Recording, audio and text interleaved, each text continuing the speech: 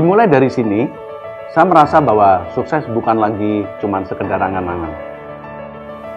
Dimulai dari sini, saya mulai bertemu dan mempelajari ilmu ekonomi dan bisnis dari dosen-dosen yang profesional dan dosen-dosen yang benar-benar ahli di bidang ekonomi dan bisnis. Dimulai dari sini, saya diajarkan bagaimana menjadi seorang pebisnis yang handal dan terampil. Dimulai dari sini, saya mulai mengerti bagaimana merencanakan sebuah plan agar dapat direalisasikan dengan baik.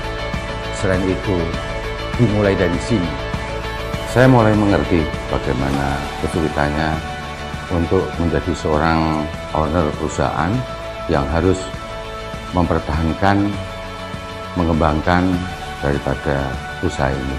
Apalagi di tengah-tengah persaingan yang berat, dan lagi saya juga merintis karir sebagai karyawan Bank Jateng. Jadi dalam situasi ini saya harus berusaha dua-duanya, karir yang sukses dan usaha yang sukses pula. Sukses bagi saya sih adalah apa yang kita inginkan, apa yang kita cita-citakan bisa tercapai.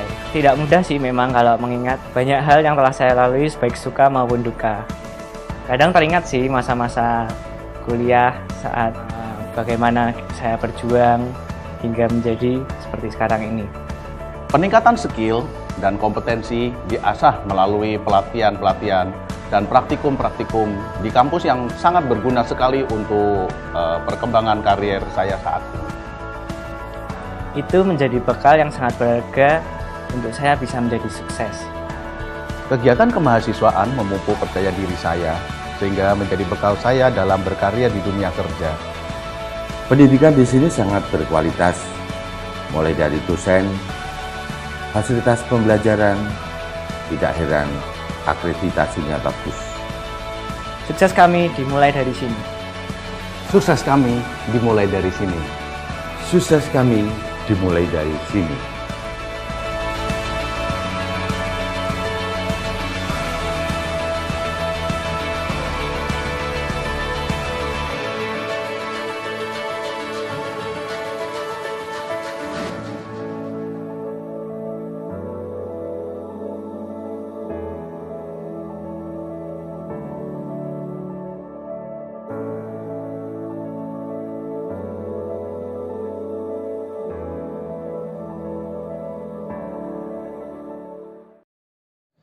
Halo teman-teman, perkenalkan, nama saya Yuda Ruputra, biasa dipanggil Yuda.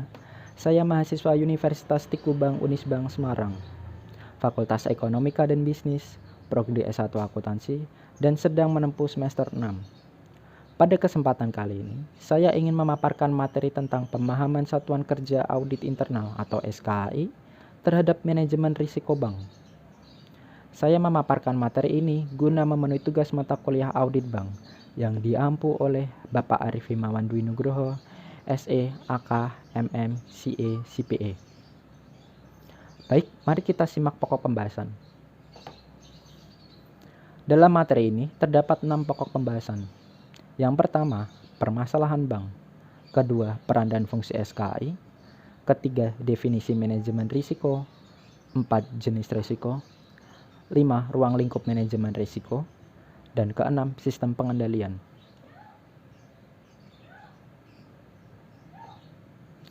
Sebelum membahas permasalahan bank, mari kita membahas tentang Satuan Kerja Audit Internal atau SKAI. Jadi, apa itu Satuan Kerja Audit Internal? Satuan Kerja Audit Internal merupakan bagian dari struktur pengendalian internal dan merupakan segala bentuk kegiatan yang berhubungan dengan audit dan pelaporan audit mengenai terselenggaranya struktur pengendalian secara terkoordinasi dalam setiap tingkat manajemen bank. Mengapa SKAI ini harus ada di dalam bank? Pada industri perbankan, dibutuhkan untuk menghadapi risiko dan dinamika yang semakin meningkat. Salah satu bagian dari pelaksanaan tata kelola pada industri perbankan yaitu penerapan fungsi audit intern yang efektif. Nah, fungsi efektif ini dimaksudkan dilaksanakan oleh SKAI yang bertindak secara independen dan objektif. SKAI harus mampu mengevaluasi dan berperan aktif dalam meningkatkan efektivitas pengendalian internal secara berkesinambungan berkaitan dengan pelaksanaan kegiatan usaha bank yang berpotensi menimbulkan kerugian dalam pencapaian sasaran yang telah ditetapkan oleh manajemen bank. Baik, selanjutnya saya akan membahas tentang kedudukan SKAI dalam struktur organisasi. Nah, dalam struktur organisasi itu kan terdiri dari berbagai bagan. Nah, bagian atas tuh pasti ditempati oleh direktur utama, dewan komisaris, pemimpin perusahaan lah intinya lah. Nah, terus yang bagian bawah kan pasti tentang kepala bagian, terus ada staf pendukung, ada anggota. Nah, jadi letaknya SKAI ini di mana gitu kan? SKAI ini jadi terletak di tengah-tengah antara direktur utama dengan staf pendukung dan lain sebagainya. Jadi SKAI ini bertugas untuk mengevaluasi kinerja perusahaan, apakah sudah sesuai dengan kebijakan perusahaan atau belum gitu kan. Nah, kepala SKAI ini juga bertanggung jawab secara struktural kepada direktur utama untuk menjaga independensi dan menjamin kelancaran tugas dan tanggung jawab audit serta wewenang dalam memantau tindak lanjut atas temuan SKAI. Maka kepala SKAI bertanggung jawab penuh kepada dewan komisaris melalui komite audit. Selanjutnya saya akan membahas tentang permasalahan yang ada di bank. Sebenarnya permasalahan yang ada di bank itu banyak sekali. Tetapi di sini saya akan mengambil contoh 4. Kenapa saya mengambil contoh 4? Karena menurut saya 4 contoh ini yang paling penting menurut saya. Poin pertama, sebagai lembaga perantara di bidang jasa keuangan, walaupun bank beroperasi lokal, namun mempunyai kaitan transaksi keuangan langsung ke pasar internasional. Sehingga dalam hubungan ini, bank sangat rentan terhadap keadaan ekonomi moneter baik di dalam dan di luar negeri. Poin kedua, persaingan antar bank yang menajam itu mengakibatkan persaingan dalam merebut nasabah, baik nasabah dana maupun debitur yang baik. Hal ini menjurus pada persaingan yang tidak sehat. Poin ketiga, sering terjadi mismatch antara dana yang disalurkan dengan dana yang dihimpun oleh bank. Nah, maksud terjadi mismatch ini apa? Jadi itu di bidang perkreditan itu adalah hal yang paling mencolok. Contohnya, suatu perusahaan mempunyai proyek-proyek yang kredibilitasnya, potensinya itu baik. Nah, itu kan pastikan bank kan akan tertarik oleh proyek suatu perusahaan tersebut. Nah, itu tuh bank tuh berlomba-lomba membiayai proyek tersebut gitu. Nah, sebenarnya itu kan bank terlalu tergesa-gesa tanpa memikirkan resiko yang akan dihadapinya, apakah perusahaan itu bakal maju terus atau tidak gitu kan. Nah, makanya di sini tuh sering terjadi mismatch antara dana yang disalurkan dengan dana yang dihimpun oleh bank. Poin keempat, penyaluran kredit menggunakan prinsip yang tidak sehat.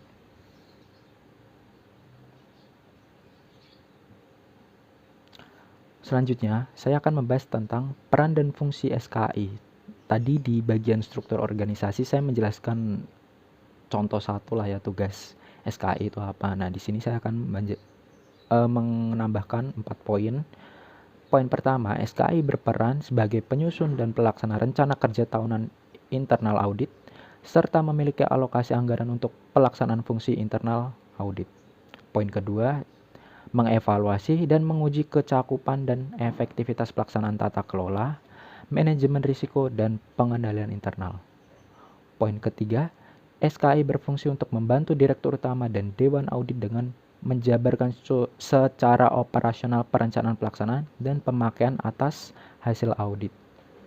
Poin keempat, membuat analisis dan penilaian di bidang keuangan, akuntansi, operasional, dan kegiatan lainnya.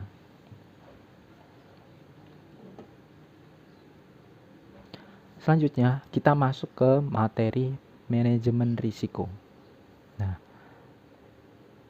manajemen risiko itu apa? Kita jelasin satu-satu dulu. Risiko itu apa, manajemen apa, baru kita menarik kesimpulan manajemen risiko itu apa. Nah, risiko itu sendiri adalah potensi kerugian akibat terjadinya suatu peristiwa tertentu. Nah, sedangkan manajemen definisinya apa? Manajemen dapat didefinisikan sebagai suatu perencanaan atau prosedur. Nah, kita dari kedua definisi itu kita dapat menarik kesimpulan nih. Manajemen risiko berarti serangkaian metodologi dan prosedur yang digunakan untuk mengidentifikasi, mengukur, memantau, dan mengendalikan risiko yang timbul dari seluruh kegiatan usaha yang ada di bank. Selanjutnya, saya akan menjelaskan tentang jenis-jenis risiko yang ada di bank. Sebenarnya ada 5 risiko, yaitu risiko murni, spekulatif, fundamental, khusus, dan dinamis. Nah, karena kali ini kita membahas perbankan, maka jenis risiko yang sering ditemui di dunia perbankan adalah risiko spekulatif. Lalu apa saja tuh jenis risiko spekulatif? Di sini ada 8 jenis risiko spekulatif. Yang pertama, risiko kredit. Risiko kredit adalah risiko akibat kegagalan pihak lain dalam memenuhi kewajiban kepada bank. Contohnya, debitur tidak bisa membayar cicilan bunga hutang sehingga perusahaan mengalami kerugian.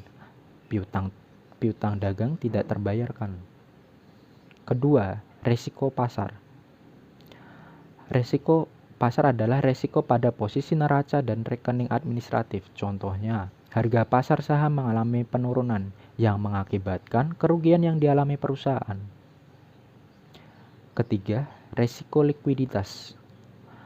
Risiko likuiditas adalah risiko akibat ketidakmampuan bank untuk memenuhi kewajibannya. Contohnya, suatu perusahaan tidak mempunyai kas untuk membayar kewajibannya, misalnya melunasi hutang. Keempat, risiko operasional. Risiko operasional adalah risiko akibat ketidakcukupan atau berfungsinya proses internal yang mempengaruhi operasional bank. Contohnya, dalam ketika suatu perusahaan ingin menginput. Nah, menginput ini kan menggunakan komputer. Nah, komputernya ini terkena virus nih, sehingga operasi perusahaannya kan terganggu. Prosedur pengendalian perusahaannya juga tidak memadai sehingga terjadi pencurian barang yang dimiliki perusahaan tersebut. Lanjut, yang kelima ada risiko kepatuhan. Risiko kepatuhan adalah risiko akibat bank tidak memenuhi dan tidak melaksanakan peraturan perundang-undangan dan ketentuan yang berlaku. Contohnya, bank tidak bank tidak mengirimkan laporan tepat waktu sehingga harus membayar sejumlah denda. Keenam, risiko hukum. Risiko hukum adalah risiko tuntutan hukum dan kelemahan aspek yuridis. Contohnya, bank kesulitan menagih kewajiban kredit nasabah karena perjanjian kredit ditandatangani oleh pejabat yang tidak berhak sesuai anggaran dasar. Ketujuh, risiko reputasi adalah risiko akibat menurunnya tingkat kepercayaan stakeholder. Contohnya,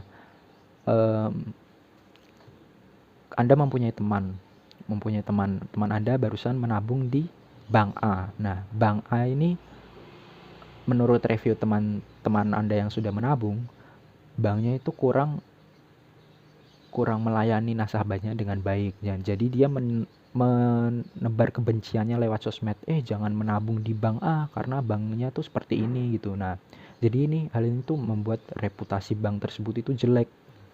Makanya dinamakan oleh risiko reputasi. Yang terakhir, yang ke-8 ada risiko strategik. Adalah risiko akibat ketidaktepatan dalam pengambilan atau pelaksanaan atau keputusan strategik. Contohnya, bank memutuskan bersaing dengan bank asing dengan meluncurkan produk terstruktur yang kompleks. Padahal bank tersebut belum memiliki infrastruktur yang memadai sehingga produk tersebut gagal dan akhirnya bank tersebut mengalami kerugian yang sangat besar.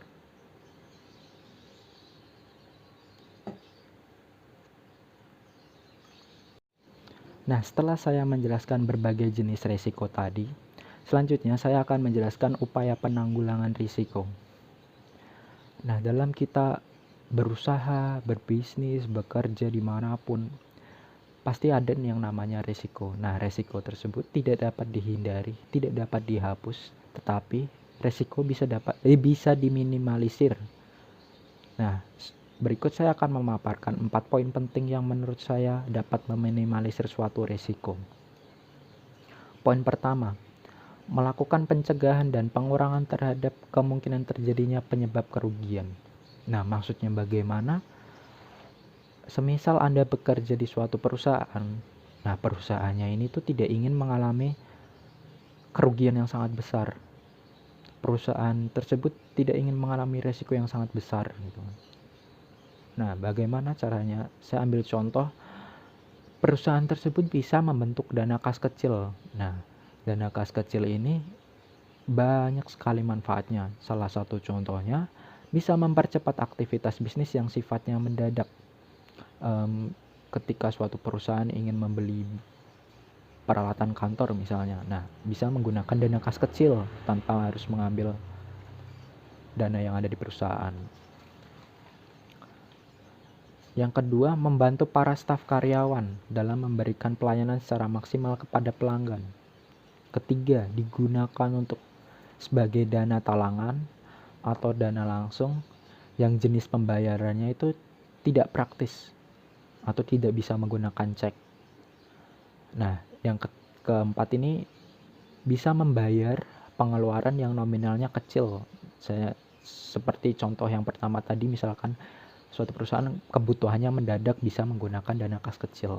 Nah, jadi peribahasanya itu sedia payung sebelum hujan. Ya, jadi kita tuh mencegah gitu loh, biar tidak mengalami kerugian yang sangat besar. Nah, jadi kita harus mencegahnya.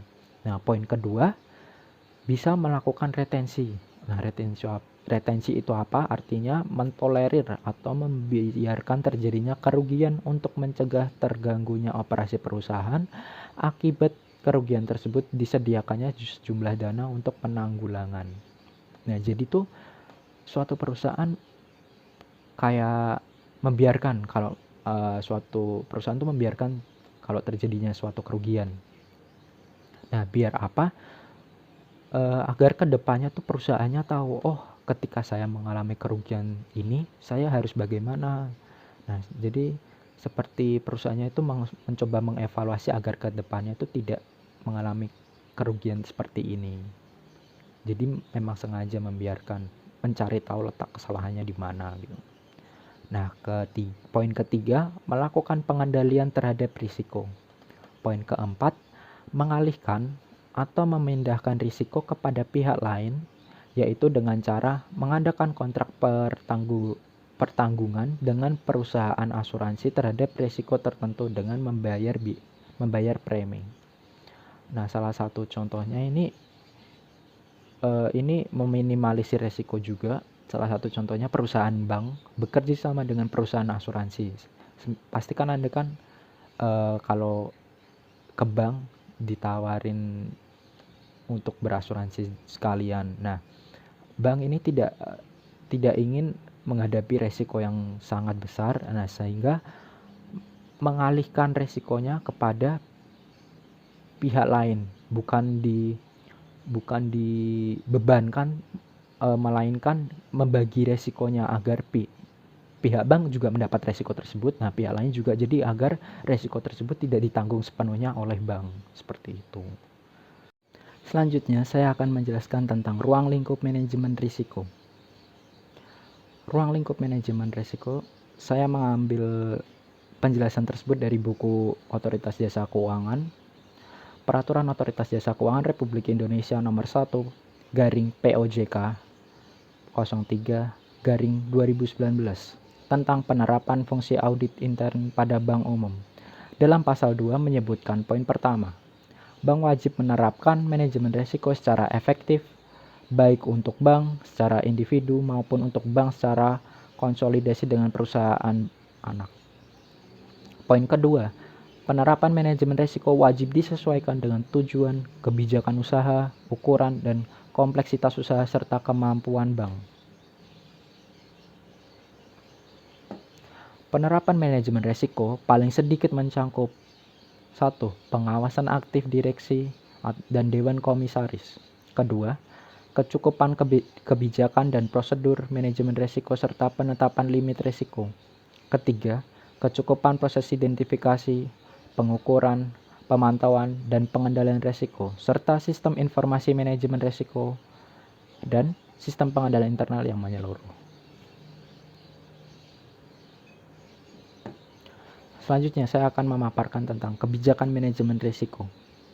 Poin pertama, penetapan risiko yang terkait dengan produk dan transaksi perbankan. Poin kedua, penetapan penggunaan metode pengukuran dan sistem informasi manajemen risiko. Poin ketiga, penetapan limit dan penetapan toleransi risiko. Poin keempat, penetapan penilaian peringkat risiko. Poin kelima, penyusunan rencana darurat atau contingency plan dalam kondisi terburuk atau worst case scenario. Poin terakhir, penetapan sistem pengendalian internal dalam penerapan manajemen risiko. Nah, kita sudah masuk ke materi sistem pengendalian. Nah, sistem pengendalian itu apa?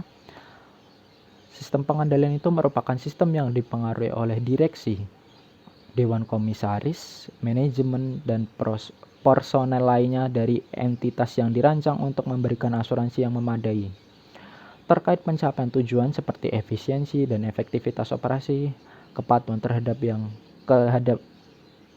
terhadap ketentuan yang berlaku, mengamankan aset, serta rehabilitas dari pelaporan keuangan. Nah, bisa ditarik kesimpulan, sistem pengendalian merupakan bagian tak terpisahkan dari kegiatan manajemen secara keseluruhan. Artinya adalah bahwa seorang manajer di samping melakukan perencanaan dan pelaksanaan, juga melakukan pengendalian agar mencapai sasaran sesuai dengan rencana yang sudah ditentukan. Selanjutnya, saya akan menjelaskan tentang komponen sistem pengendalian. Komponen sistem pengendalian terdiri dari 5 poin. Poin pertama, control environment atau lingkungan pengendalian. Poin kedua atau risk assessment atau penilaian risiko. Poin ketiga, control activities atau aktivitas pengendalian. Poin keempat, information and communication atau informasi dan komunikasi. Poin kelima, monitoring atau pemantauan. Baik, saya akan menjelaskan tentang control environment atau lingkungan pengendalian. Lingkungan pengendalian merupakan dasar dari semua komponen pengendalian internal lainnya yang membuat suatu organisasi menjadi disiplin dan terstruktur. Lingkungan pengendalian memiliki 7 komponen, yaitu komponen yang pertama, integritas dan nilai etik. Komponen kedua, komitmen pada kompetensi. Komponen ketiga, filosofi dan gaya pengoperasian. Keempat, struktur organisasi. Kelima, dewan komisaris atau direksi dan komite audit yang efektif. Keenam, pelimpahan wewenang dan tanggung jawab. Dan yang ketujuh, kebijakan dan prosedur kepegawaian. Baik, saya akan menjelaskan komponen yang pertama, integritas dan nilai etik. Dalam rangka menekankan pentingnya integritas dan nilai etika, di antara semua personal organisasi, CEO dan anggota manajemen puncak lainnya, harus menetapkan suasana melalui contoh demonstrasi, integritas dan standar yang tinggi dari perilaku etis. Contohnya, direktur selalu memberi teladan dengan datang tepat pada waktunya, berpakaian rapi, well trained and well graduate. Nah, jadi direktur itu selalu memberikan contoh yang baik kepada karyawannya. Contohnya, datang tepat waktu, berpakaian yang sopan, pantasnya yang rapi, bukan pakaian yang tidak sopan seperti kita hangout dengan teman kita, dan harus menyontohkan perilaku yang well trained and well graduate, yang maksudnya adalah kita lulus dengan baik. Well trained kan baik, terlatih dengan baik. Nah, lulus well graduate berarti kita lulus dengan baik. Nah, kita berarti harus mencontohkan sikap, oh kalau saya tuh lulus dengan baik gitu loh. Nah, seperti itu. Contoh yang kedua, mengkomunikasikan kepada karyawan baik secara verbal maupun melalui pernyataan kebijakan tertulis dan kode etik. Berperilaku bahwa hal yang sama diharapkan dari mereka, bahwa setiap karyawan memiliki tanggung jawab untuk melaporkan pelanggaran yang diketahui atau yang mungkin akan terjadi kepada tingkat yang lebih tinggi dalam organisasi. Dan bahwa pelanggaran akan dikenakan denda. Nah, jadi para direktur, pimpinan perusahaan selalu menyampaikan karyawannya apabila salah satu karyawannya melakukan pelanggaran, karyawan yang lain bisa menegurnya satu sama lain, dan teguran itu pasti akan diberikan sanksi oleh direktur utama. Contoh yang ketiga, memberikan bimbingan moral kepada karyawan yang memiliki latar belakang moral yang kurang baik, yang telah mengakibatkan mereka tidak memperdulikan yang mana yang baik dan mana yang buruk. Nah, para manajer pasti ketika banyak karyawan yang masuk, banyak sekali karyawan yang tidak memperdulikan lingkungan sekitar atau sifatnya yang cuek, acuh sepertinya. Nah, para manajer harus mengedukasinya agar tidak boleh membiarkan sifat itu tertanam di diri karyawan. Nah, dalam dunia bekerja kita harus toleransi satu sama lain, harus mempertimbangkan masalah sekecil-kecilnya, tidak boleh asal cuek gitu, yang penting bekerja mendapatkan keuntungan, tidak boleh seperti itu.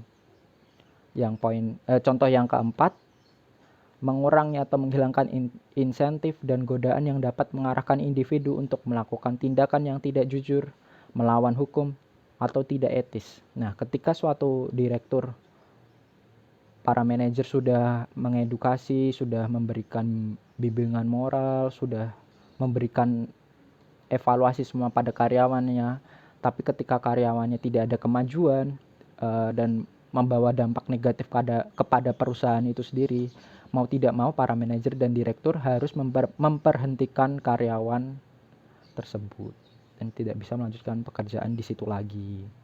Seperti itu.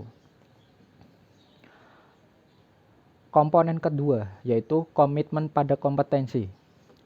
Untuk mencapai tujuan entitas, personel pada setiap tingkatan dalam organisasi harus memiliki pengetahuan lain dan keahlian yang diperlukan untuk melaksanakan pekerjaan mereka secara efektif.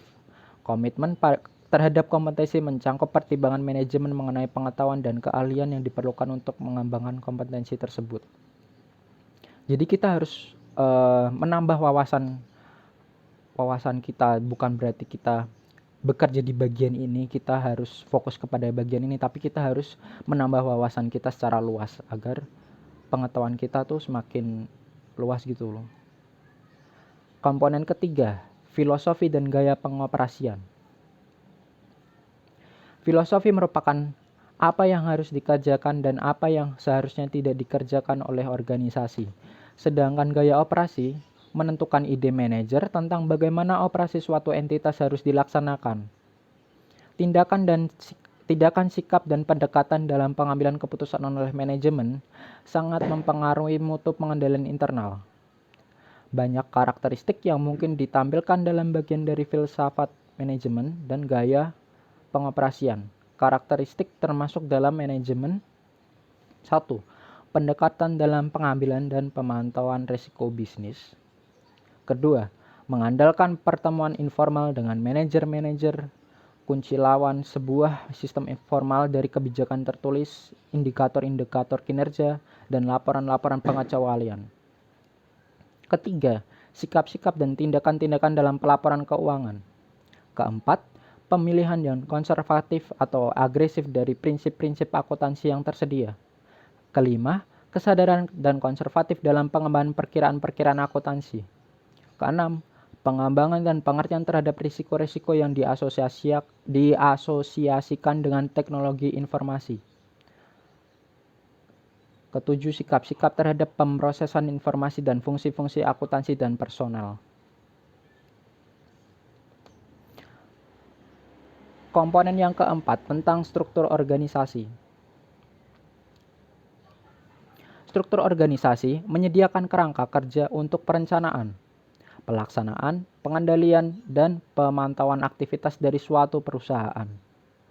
Struktur organisasi berkontribusi terhadap kemampuan suatu entitas untuk memenuhi tujuan dengan menyediakan kerangka kerja menyeluruh atas perencanaan, pelaksanaan, pengendalian, dan pemantauan aktivitas suatu entitas. Pengembangan struktur organisasi untuk suatu organisasi menyangkut perumusan kewenangan dan tanggung jawab serta alur pelaporan yang dituangkan dalam bentuk bagan organisasi.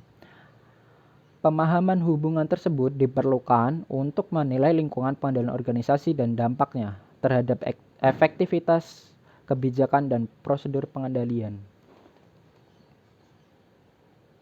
Komponen yang kelima, Dewan Komisaris atau Direksi dan Komite Audit yang efektif.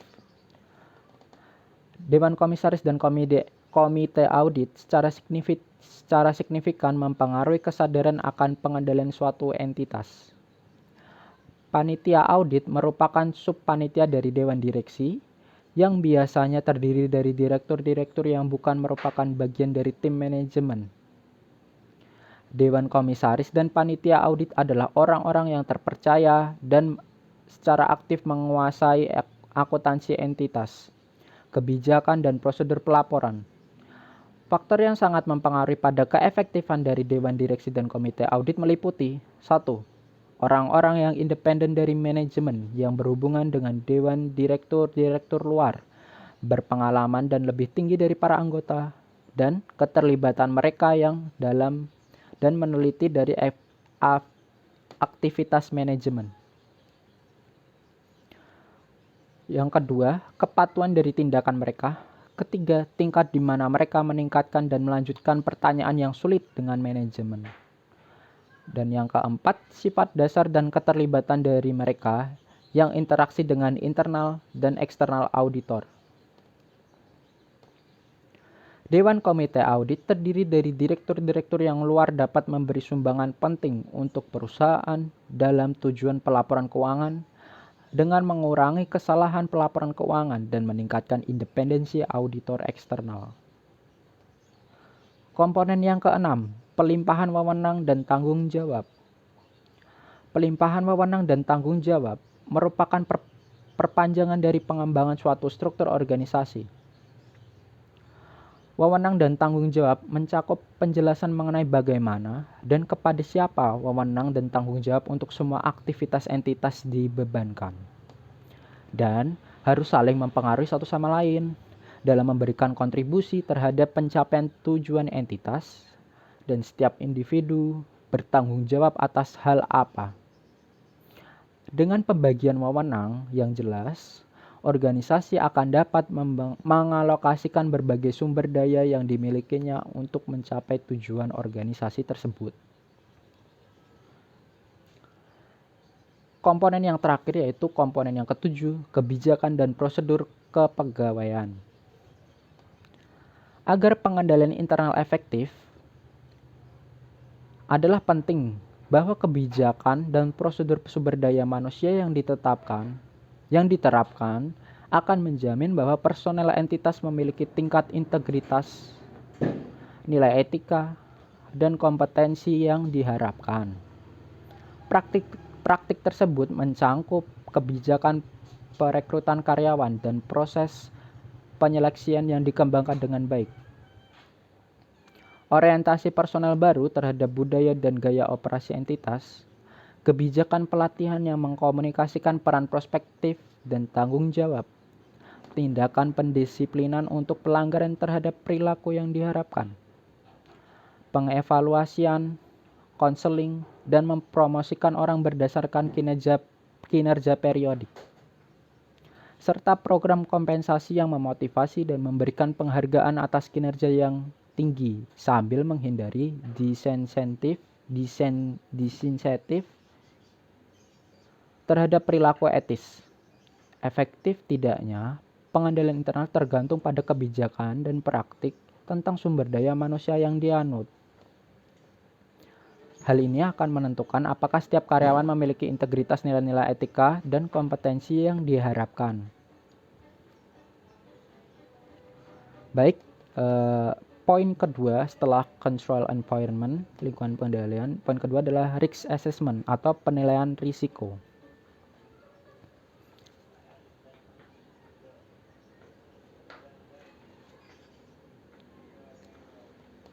Penilaian risiko adalah identitas analisis dan manajemen risiko. Entitas yang relevan dengan penyusunan laporan keuangan yang disajikan secara wajar sesuai prinsip-prinsip akuntansi yang berlaku umum. Proses penilaian risiko entitas harus memperhatikan keadaan serta kejadian internal dan eksternal yang dapat sangat dipengaruhi kemampuannya dalam mencatat, memproses, dan melaporkan data keuangan yang konsisten. Dengan asersi manajemen dalam laporan keuangan, penilaian risiko oleh manajemen juga harus mempertimbangkan risiko yang muncul akibat beberapa kondisi. Terdiri dari identifikasi risiko dan analisis risiko. Identifikasi risiko meliputi pengujian terhadap faktor-faktor eksternal, seperti perkembangan teknologi, persaingan, dan perubahan ekonomi.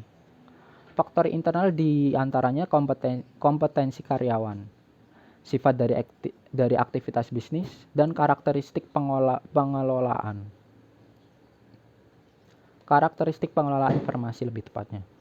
Sedangkan analisis risiko meliputi mengestimasi signifikan risiko, menilai kemungkinan terjadinya risiko, dan bagaimana mengelola risiko.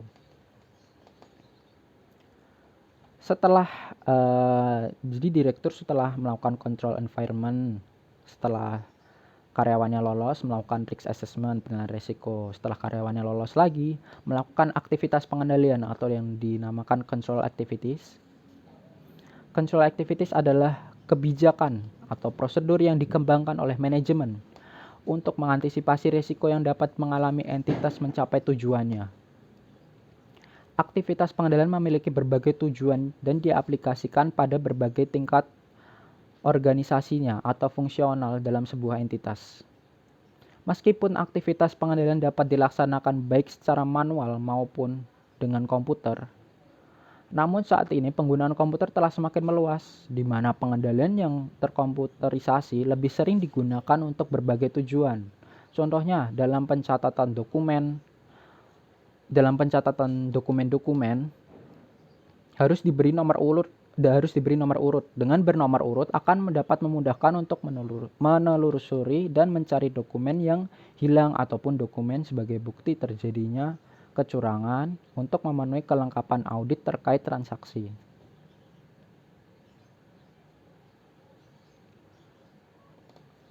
Setelah melakukan aktivitas pengendalian, karyawan akan dites berdasarkan informasi dan komunikasi. Informasi dan komunikasi merupakan pengidentifikasian, penangkapan, dan pertukaran informasi dalam suatu bentuk dan kerangka waktu yang membuat orang mampu melaksanakan tanggung jawab mereka. Fokus utama kebijakan dan prosedur pengendalian yang berkaitan dengan sistem informasi akuntansi adalah transaksi dilaksanakan dengan cara mencegah salah saji dalam asersi laporan keuangan dan tindak kecurangan yang mungkin dilakukan oleh sumber daya manusia. Oleh karena itu, sistem informasi yang efektif dapat memberikan keyakinan yang memadai bahwa transaksi yang dicatat atau terjadi adalah 1. Sah, 2. Telah diotorisasi, 3. Telah dicatat, 4. Telah dinilai dengan wajar, 5. Telah dicatat dengan periode seharusnya, dan 6. Telah dimasukkan ke dalam buku pembantu dan telah diringkas dengan benar. Setelah melewati pengetesan keempat komponen tersebut, komponen yang terakhir adalah pemantauan atau monitoring. Pemantauan merupakan suatu proses yang menilai kualitas kinerja pengendalian internal pada suatu waktu. Pemantauan dapat dilakukan melalui aktivitas terus-menerus atau evaluasi terpisah. Prosedur pemantauan yang terus-menerus dilakukan terhadap aktivitas rutin yang normal terjadi dalam sebuah entitas serta mencakup aktivitas manajemen dan pengawasan yang biasa. Sebagai contoh, dalam beberapa entitas, auditor internal secara teratur menyediakan informasi tentang berfungsi tidaknya sistem pengendalian internal dengan berfokus pada evaluasi desain dan operasional pengendalian internal. Evaluasi terpisah adalah penilaian periodik atas semua sebagian pengendalian internal. Evaluasi tersebut dapat dilakukan oleh personel internal ataupun pihak luar seperti kantor, akuntan publik.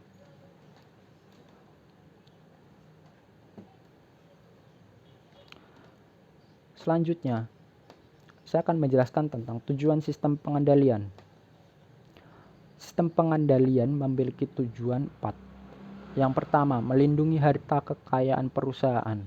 Apabila suatu perusahaan membuat sistem pengendalian, maka harta kekayaannya itu lebih terjamin, agar tidak ada kecurangan-kecurangan yang terjadi.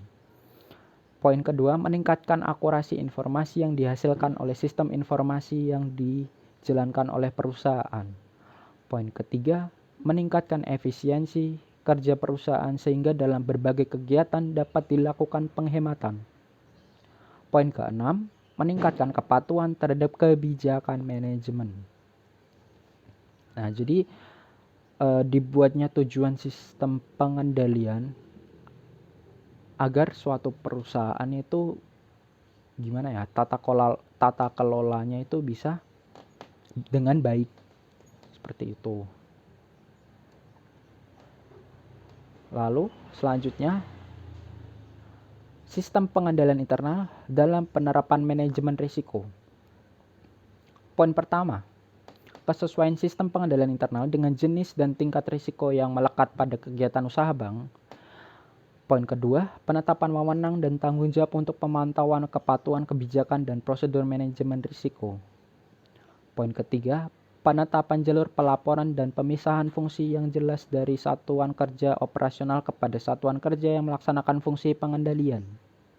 Poin keempat, struktur organisasi yang menggambarkan secara jelas kegiatan usaha bank. Poin kelima, pelaporan keuangan dan kegiatan operasional yang akurat dan tepat waktu.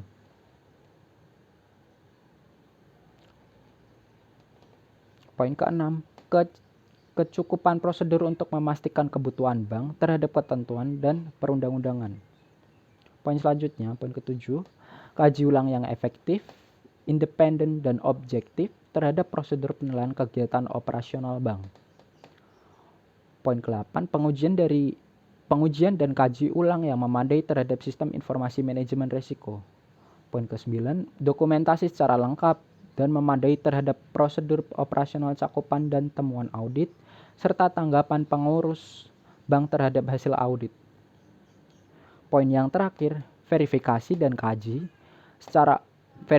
kaji ulang secara berkala dan berkesinambungan terhadap penanganan kelemahan bank yang bersifat material dari tindakan pengurus bank untuk memperbaiki penyimpangan yang terjadi.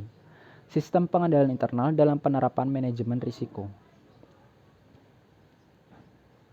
Baik, cukup sekian presentasi dari saya.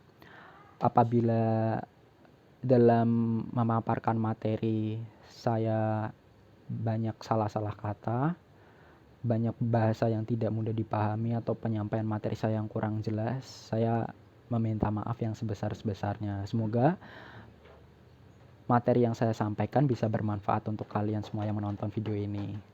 Cukup sekian presentasi dari saya.